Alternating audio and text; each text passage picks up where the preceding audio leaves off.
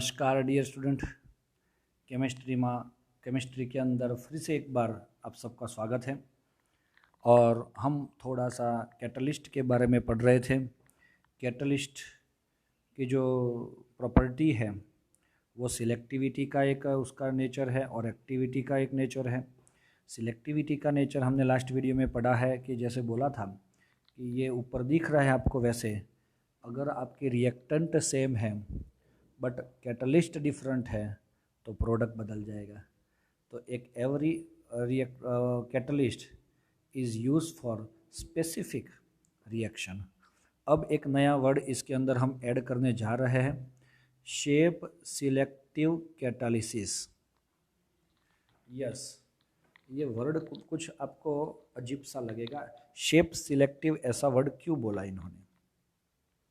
तो मैं आपको समझा रहा हूँ कि सपोज एक जियोलाइट नाम है मेरे पास, जियोलाइट, क्योंकि यहाँ पे वर्ड दिख रहा है शेप जियोलाइट बाय जियोलाइट। अब ये जियोलाइट ऐसा दिखता है, आप बोलोगे कि सर ये बेंजीन जैसा दिखता है। यस, तो मैं आपको बता देता हूँ कि ये कैसा दिखता है। आप अच्छे से ध्यान से समझ के बोलना, जल्दबाजी मत करना कि इसको ऐसा क्यों बोला जाता है वो।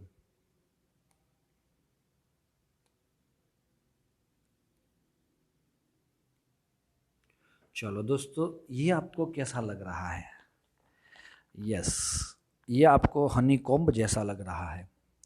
तो जियोलाइट मैंने जो बोला वो हनी कॉम्ब के जैसा उसका स्ट्रक्चर है। अब मैं जैसे ही जियोलाइट वर्ड यूज़ करता हूँ तुरंत आपको हनी कॉम्ब दिख रहा है। यस सर, हमें दिख रहा है, तो बहुत ही अच्छी बात है। लेकिन दोस्तों, ये जियोलाइट एक्चुअली है क्या, आपको क्या समझना है? आपने स्टोन देखा है? स्टोन या सिलिका SiO2 होता है वो, लेकिन वो स्टोन में सिलिकॉन SiO2 इनफाइनेट SiO2 एक दूसरे के साथ 3 डायमेंशन में एक दूसरे के साथ नेटवर्क टाइप स्ट्रक्चर लेके अरेंज हुए हैं। अब उसमें से सिलिकॉन जो एक होता है वो नेटवर्क कैसा होता है वो मैं यही नेक्स्ट पेज पे दिखाऊंगा। सिलिकॉन जो होता है उसका सब्स्टिट्यूशन एल्यूमिनियम से होता है। तो अब ऐसा SiO2 को आप बोलोगे एल्यूमिनो सिलिकेट। वो एल्यूमिनो सिलिकेट में आपको AlOSi वाला बॉन्ड बनता है, दैट इज योर जियोलाइट।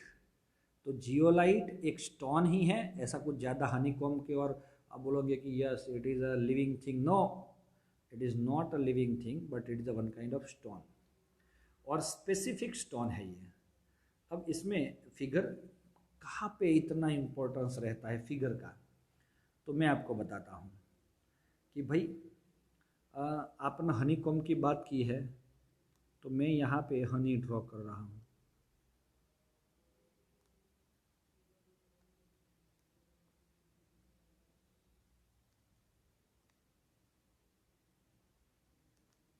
मुझे बताओ, ये हनी बी है और ये भी हनी बी है, ये दोनों हनी बी हैं, दोनों का घर सेम होता है? नहीं सर, ये छोटा वाला होल वाला हनी कॉम्ब होता है, उसमें ये छोटी वाली हनी जाती है। और बड़े वाले हनी कॉम्ब में मतलब जिसमें होल्स बड़े होते हैं ये इसका घर होता है। अगर ये एक दूसरे के घर में एक्सचेंज हो जाएंगे तो छोटी वाली तो अंदर जाके वापस आ जाएगी उसके घर में, लेकिन ये बड़ी वाली हनी बी है वो छोटी वाली हनी कॉम्ब में जाएगी तो उसका सिर फंस जाएगा अंदर, और अगर सिर फंस गया तो वो वापस बाहर नहीं निकल पाएगी। इसीलिए यहाँ पे शेप सिलेक्शन जरूरी है। अब मैं बता देता हूँ आपको जो मैं समझाना चाहता हूँ इस एग्जांपल से। आपका हनीकॉम्ब जो है ना, that is your catalyst and that is your zeolite suppose, and your B is called reactant. B क्या है? रिएक्टेंट।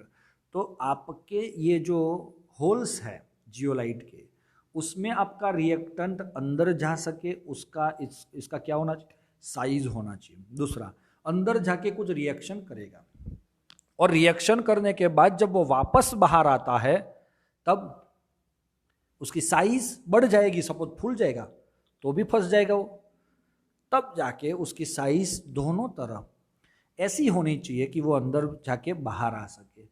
तो this kind of catalysis in which depend upon a pure structure of the catalyst. Pure structure, pure नहीं, pore means holes, and size of reactant, समझ में आ रहा है? Size of reactant, बड़ा reactant और प्रोडक्ट होगा तो वो अंदर नहीं जा पाएगा, तो ये रिएक्शन ही नहीं होगा। तो ये शेप सिलेक्टिव दिख रहा है, कुछ शेप को सिलेक्ट करके ये रिएक्शन हो रहा है, it is called shape selective.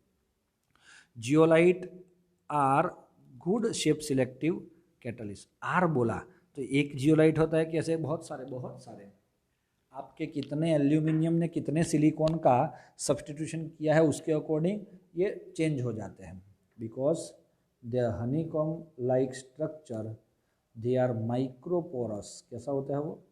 Microporous का मतलब क्या हो जाएगा?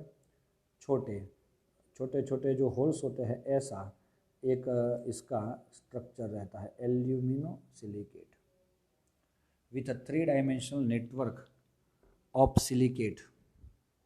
मैं बता रहा हूँ, देख लेना दोस्तों, यहाँ पे SiO एंड O, ध्यान से सुनना, O it is your silicate, SiO for -4, यहाँ से दूसरा Si अटैच हो जाएगा, O और O हो जाएगा, तो ये दूसरा SiO2 आया।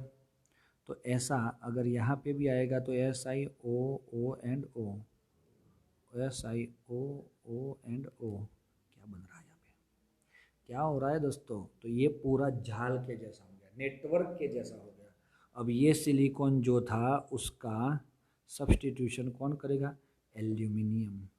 तो यहाँ पे बन जाएगा एल्यूमिनियम, तो ये बना एल्यूमिनियम O सिलिकॉन वाला structure.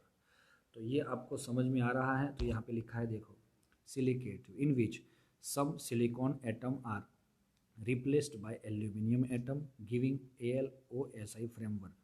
The reaction taking place in a zeolite depend upon the size and shape of reactant and product. Yes or not? Honey, B. और यहाँ पे as well and upon pore और cavity of the zeolite. Zeolite में कितने कैसे pores है उसके according ही ये रिएक्शन होने वाला है। They are found in nature as well as synthesised for catalytics selectivity. अब मैं आपको ये बताना चाहता हूँ कि इसके यूजेस दिख रहे हैं आपको? Yes sir, we get it. तो zeolite are very widely use as a catalyst in petroleum industries, याद रखना, petrochemical industries, for the cracking of hydrocarbon and isomerism. ये क्रैकिंग वर्ड नाम सुना है आपने? सर्कल कर रहा हूँ, उसके ऊपर फोकस ज़्यादा करना है आपको, एंड दूसरा है आइसोमेरिज्म, क्रैकिंग करना। बड़े बड़े हाइड्रोकार्बन्स जो होते हैं उसको तोड़ के छोटे अल्केन या अल्किन में कन्वर्ट करना, that is your cracking. And isomerism मतलब एन हेक्सेन लिया है आपने, और एन हेक्सेन में से आप 5 कार्बन वाला पेंटेन और नीचे पहला, सेकंड और थर्ड कार्बन पे मिथाइल लाते हो तो आइसोमर्स बनाते हो, दैट इज़ योर आइसोमेरिज्म। आपने ये 11th में हाइड्रोकार्बन वाले टॉपिक में सुना देखा होगा। तो ये चीज़ जो है वो आपको सही तरीके से समझ के अंडरस्टैंड करनी है। चलो ये क्लियर हो गया। और an important zeolite catalyst used in the petroleum industries is ZSM5। बहुत इंपॉर्टेंट कौन है? तो ZSM5 है, जो पेट्रोलियम में यूज़ होता है। वो कितना ज़्यादा इम्पोर्टेंट है वो मैं बता देता हूँ। आपके पास बाइक है? हाँ सर बाइक है, उसमें पेट्रोल की टंकी है? हाँ होती है। और अगर उसमें आप अल्कोहल की बाटली को खाली कर दो, समझ लो अल्कोहल की बाटली को खाली कर दिया और उसमें थोड़ा सा जियोलाइट ZSM5 डाल दो, ये बहुत इम्पोर्टेंट है,